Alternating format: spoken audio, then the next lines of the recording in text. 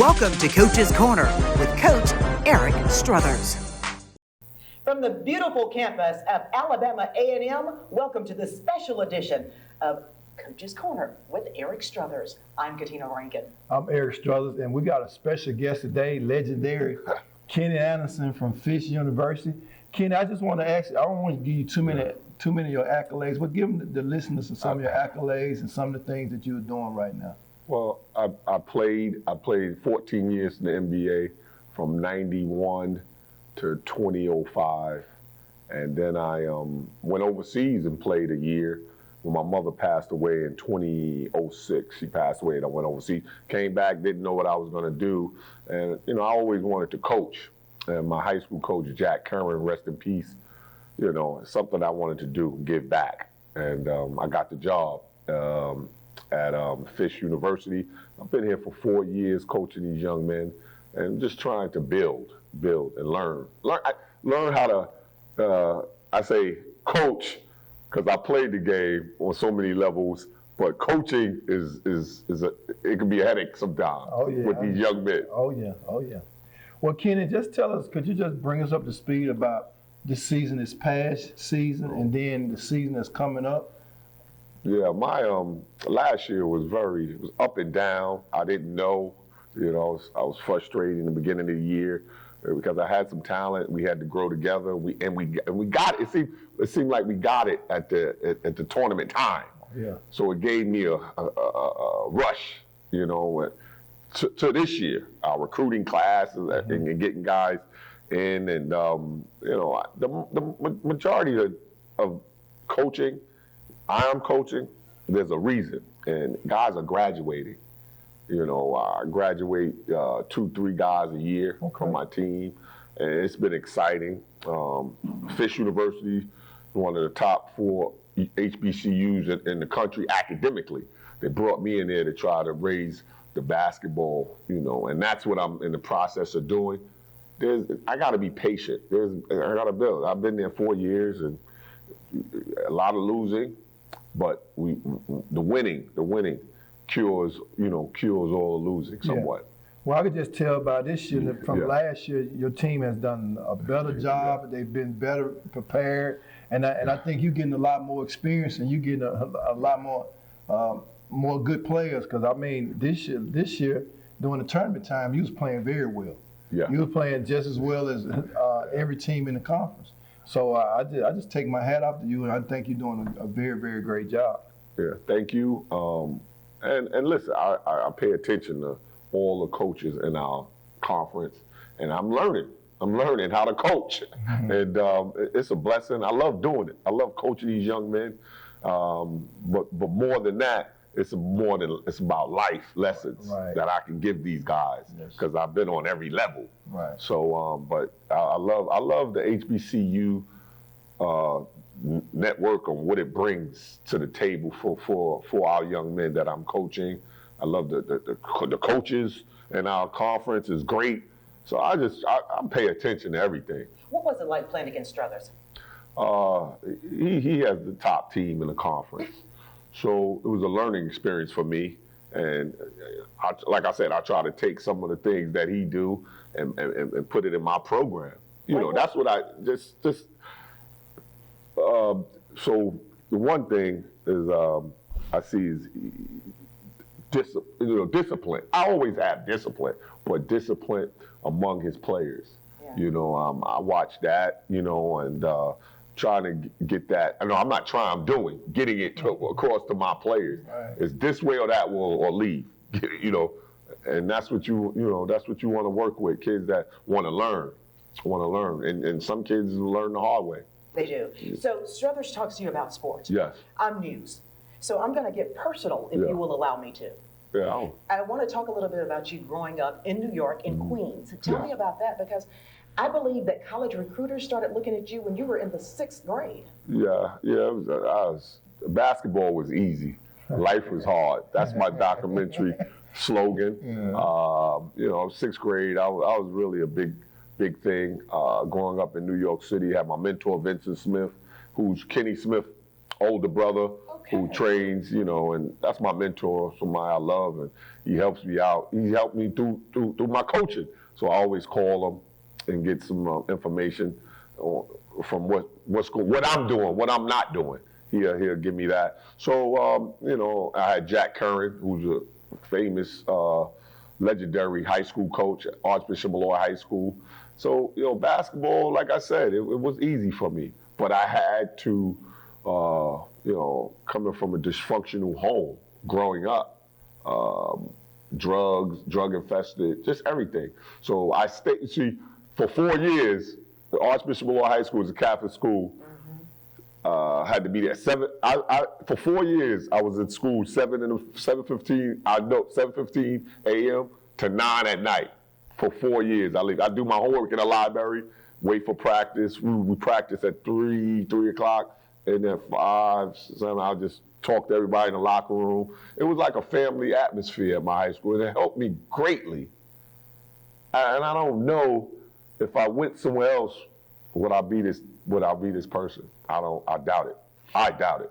So I want to talk a little bit about family, because you brought it up and you mentioned dysfunction. Yeah. I believe I read somewhere that you didn't meet your father until you were in your 30s. Is that true? Yeah, I would think about that.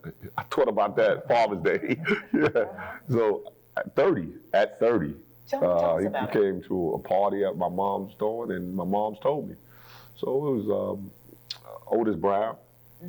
He's from right here, Alabama. Okay. You know, he's a great man. So, you know, he's my father, and but he used to come and come to all the tournaments that I played through New York and watch the games and leave or whatever. Never said nothing. But I had to learn, you know, the hard way. You know, I had my mother always there. She was my father and my mother. So, you know, I learned, and that's a little bit on how, you know, I had to take care of my kids. It was just, I was more selfish. I was a selfish individual, you know, and then talking about this get me emotional, but I had to live and learn. You live and learn. Yeah. And I learned, and I'm still learning. I'm just taking everything in and just, you know, just progressing day to day. Yeah, I want to talk more about your childhood, because I believe that this will help young men. Yes. You and I talked briefly on yesterday. Uh-huh. And I told you that I only share with small women's groups what happened to me when I grew up. Molested as a child, raped as an early adult.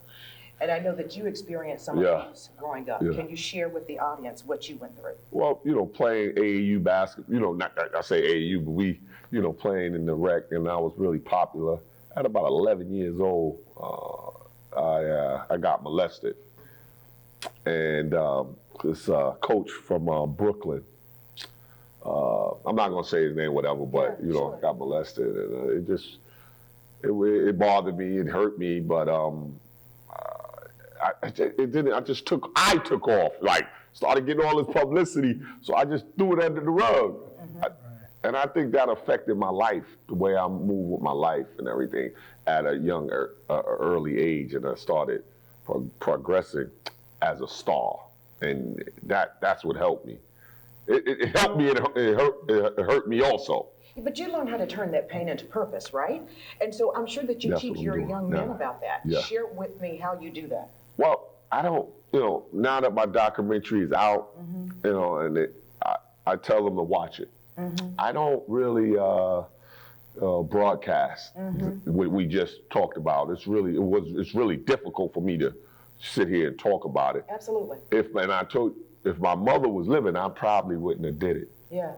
I probably would on my doc. I just went all out because she was not here. Because, you know, the way my mother was and all, she would probably want to kill him. She would kill. She was. Like my mother. I'm being realistic. Yeah. I'm being realistic. Yeah. You know, she would go out and find him and whatever, and so I gotta be real. I had to be real. You know, I didn't have to be careful. I just because she wasn't no longer here. Right. That's why I wanted to bring out, and then to help others, I wanted to do it. So it's so many coaches and everybody. But some people don't feel comfortable, you know, admitting what happened to them. And when I did, I came out. It was great. It got out of my soul, but then it's helping so many people. Yeah, it does help a lot of people because, like I shared with you, I went and I spoke at Fayetteville State University. And a young lady came and said, hey, I didn't know that you went through that. And she said, I just want you to know that I was about to commit suicide today. Wow. And she said something, but I knew it was the Holy Spirit told her to come to that auditorium so that she could hear the story and realize that even though you go through those things, you can overcome. Okay, I'm going to shift from that. Thank you for sharing that. But I believe that it will help a lot of men. It will help a lot of women because they don't talk about it. We tend to suppress. And it affects us in other areas of our lives. And, you know, if we hide things, then the devil can play with it. You know, so you expose it and you're free. So you went to Georgia Tech. You could have gone to UNC. You could have gone to Duke. I know they were after you. Why Georgia Tech? One, because of Coach Bobby Crimmins. And then my mother, I remember on the visit, you know, I was coming back. She said, you going to Georgia Tech? I wanted to go to Syracuse. So that's where I was leading. I wanted to go to Syracuse. But my mother on the visit, she said, you going to Georgia Tech? I couldn't say nothing else. I'm your mama, boy. She said, you're going to Georgia Tech. So I was like, okay, I just. And the crazy thing about that, you know, I was there during that time. You know, I was there with the Hawks. I was at Life University, and my roommate was Strothers, which his brother played with you at Georgia Tech. And I remember like yesterday, you know, he came and took us out. He came, picked us up, and said, "Man, you know Kenny, and we're gonna go out. We're gonna have a good time." But I remember those days when I was with the Hawks, and was practicing at Life College, and Scooter Beard was there, and along with I don't remember his brother's first name, but I remember he came and got us up. He was one of the Beard brothers. Yeah, definitely. I had a chance to play with one of the Barry brothers. My sophomore year, I played with him. He played very well. He played with the Sacramento Kings and the Hawks also. He was a great player, great young man. So we're going to go to the NBA in just a moment, but I'm going to date myself because you used to talk to someone in a group that I really loved, like Salt and I forgot about that. I forgot about that. She's an awesome young lady. She's I got my 30-year-old daughter is from Deidre Roper is her name. We talk every night. We're good friends. They live in Dallas. And my grandson Tatum. So it's awesome. The growth. It's just, you know, every one of us grow. We make changes in our lives, and I'm doing well. I'm doing better than I was. So each year and so on, I try to get better, paying attention to others, and you know, that's the main thing. So you go to the NBA. Yeah. Tell me about it. How was it? Oh, it was a great experience. You know, played like I said, 14 years, 91 to 2005. It was great. I went, and the only thing no one could take away. I went number 2 in the draft. Right. You can't take away from that 1991 number 2 pick. You can say whatever you want to say. You can't take that away from me. That's right. I'm the number 2 pick. Somebody went ahead. Larry Johnson went 1, and I told him if they didn't have Muggsy, you would have probably went 2 or 3. I would have went 1.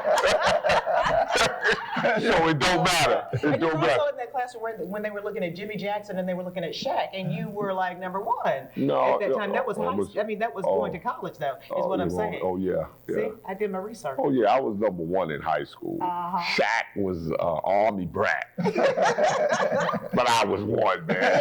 I'm from New York City. We all good. Okay. Something else I wanted to talk about. You broke your wrist. Yes. Was that in the NBA? Yes. Okay. What was that experience like? Did you think your career was going to be over? No, it happened. It broke my wrist. John Starks pushed me out of the air.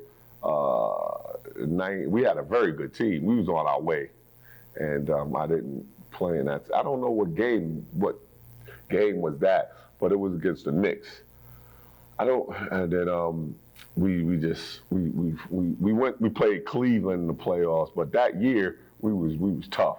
Myself, Derek Coleman, Drazen Petrovic, we was on our way, and I broke my wrist, so it took me back about a year. Then I came back and made the All-Star team, so it all worked out. Mr. Basketball USA too. Yeah. You did your research. That's good to know. Okay. I want to talk, and I want to go back a little bit to pain, because I'm a big person with, if you can, turn your pain into purpose, you can really help people. But you lost a teammate in the NBA, an accident, and you guys were going to be what, the lethal weapon 3 or the big 3 or something like that? We was on our way. It was myself, Derek Coleman, and Drazen Petrovic, and he was in a car crash. And that was after the season. He was probably going to get a big deal. So we was all looking forward to our team. We was like, yeah, we're coming back. Right. And when he passed, the whole organization just went down. Derek got traded to Philly. I got traded to Charlotte. It just was a sad moment in the history of the New Jersey Nets. What is your biggest life lesson, Kenny? Wow, that's a good one. Life lesson. Well, I have so many. Don't you? Yeah. I have so many, but what I just try to do is teach these guys before me, give them a sermon of my life. Just tell them the truth. And a lot of people can't deal with the truth. But my mother, how I grew up, I dealt with the truth. It wasn't no BS, no lies. I come out and try to help. And that's one thing I try to do, help everyone that I'm around. Give back. And that's what I get from my high school coach, Jack Kerrick, rest in peace. Just give back, and everything will work out for you. And everything has. I love the way you let your heart shine through. Yeah. Because most men try to hide it and they won't. So I want to thank you for doing that. As I told Coach Phillips, who's the coach's assistant, when men do that, they show that they're a real man.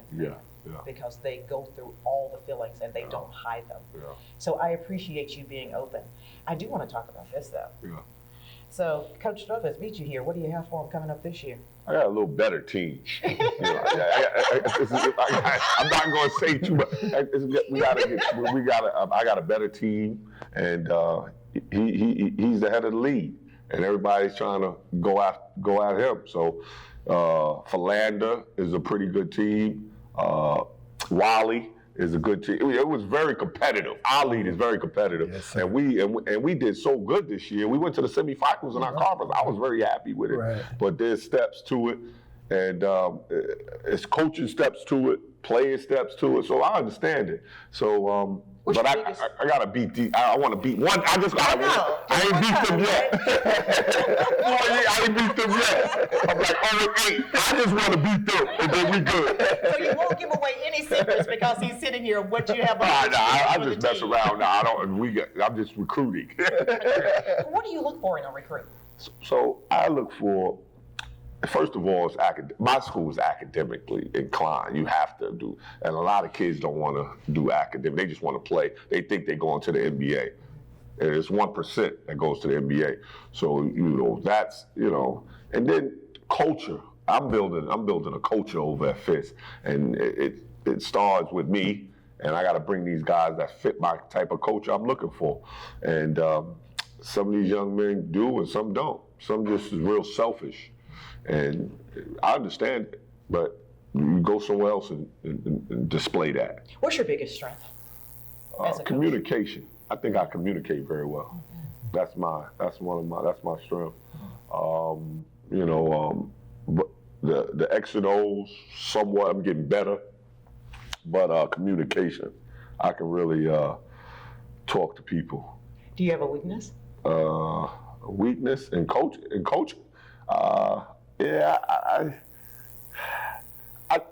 My weakness down the stretch, end of game situation, I gotta get better.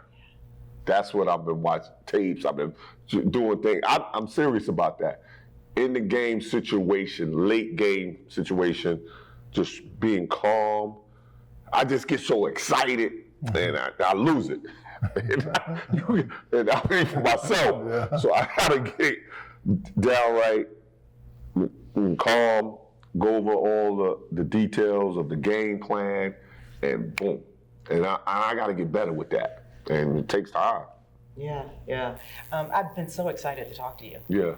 Ever since Coach Strothers told me that he was bringing you on. Oh, okay. And my niece actually majored in sports management here at Alabama A&M. Oh, okay. And so when I talked to her last night, I was like, guess who we're interviewing tomorrow? And she was like really excited. I don't think you realize the people that you do impact. And you don't have to say a word. We just have to, look at what you've been through and how you've turned your life around. And that's a testament within itself. Yes, that's what I'm doing. I try to do it, and with the help of Fish University, something I love. I love coaching these young men. They brought me in, so now I can just work on myself, and that's what I've been doing, and it's a blessing. So any young man, and I see that you're still emotional about it, and wounds are deep, but any young man who's been through a lot of trauma, because it's trauma, let's call it what it is. How do they get to the root of it? What advice would you give them to come out of it? First of all, you got to talk to someone. Yeah. You got to bring it to someone that you trust. I was sitting there thinking, and I brought mine to, I just remember, Rape Crisis Center? Yeah, I talked to, went to their, I don't know the name, and I don't want to. It's okay. But I went to the event and I spoke at the event in Nashville. It's freeing, isn't it? Yeah, it was very, boom, it's out. Yeah. And I was like, wow, and I felt better. Right. I really did. Yeah. I was like, let it out. I let it out. Yeah, you let it out. And I'm helping, many millions of people, whatever. But that's the main thing. What year did you bring yours out? Because I didn't tell any of my family until 2009. See, and this is something, and I'll be honest with you. Yeah. I had a stroke. Right. So my memory is jarred up a little bit. I had a stroke about four years ago. So I really, memory and stuff like, if it's not written down, it's gone. And thank God, I was in the hospital and I woke up. Because my wife, to this day, she was like, I didn't think you was gonna make it, because I was out of it. And then I just woke up, and it was a blessing, man. So I got more work to do. God said I got more work to do. Oh yeah, you do.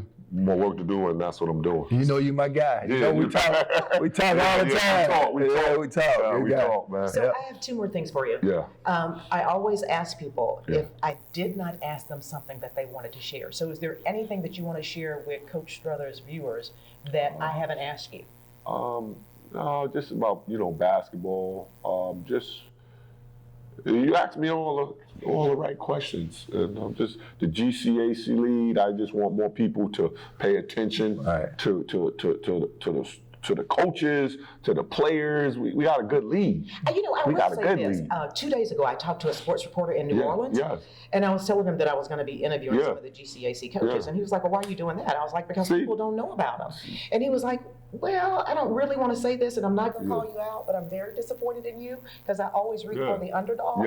But he was like, I don't know if the guys are as good. But from everything that I've seen with covering the GCAC, they are just as good. So what do you say to people who overlook the GCAC? You don't say anything. You just keep doing your job, and it'll get out there. We got good teams, good coaches, and we just got to keep going, keep grinding. People, you just don't talk to them about that. Like, you just okay, and just move on. Exactly. Yeah. Actions speak loud words. We just got to keep doing what we've been doing, and it'll get out there. This is my favorite part of the show. We just started it. It's a segment called Ask Coach Strothers. So if there's anything that you've ever wanted to ask him, now is your chance. Nothing is off limits as long as it meets FCC guidelines. Wow. Oh, wow. So ask Coach Strothers. What do you want to know? Playing basketball, your upbringing. What was the 3 schools, high school, college, and pros did you play? Well, Kenny, mine was a lot different than yours. I was smaller than you in 11th grade, and I grew from. I went from 5'8" to 6'8". Within a year and a half span. Wow. So I didn't play. I played like a few games of high school basketball. So I played football all my life. So I was a football player. But once I got to Jackson State, I walked on to Jackson State and was able to make the team, and able to become one of the SWAC Hall of Famers. Wow.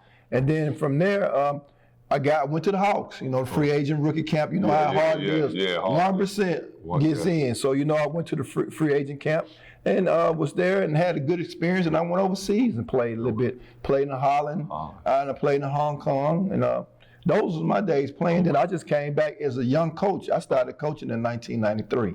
So I got a little bit more experience than some of y'all. Yeah, you got a lot more. So that's my deal, Kenny. Okay. And Kenny, we're just so happy to have you on, man. I mean, you told me some things that I didn't know about you, and I got mass respect for you. So I just want you to know, I want the listener to know, this is my guy. Yeah, my guy. Thank you for opening up and sharing with us. We appreciate it. Pleasure. All right. From the beautiful campus at Alabama A&M, thank you so much for watching Coach's Corner with Eric Strothers.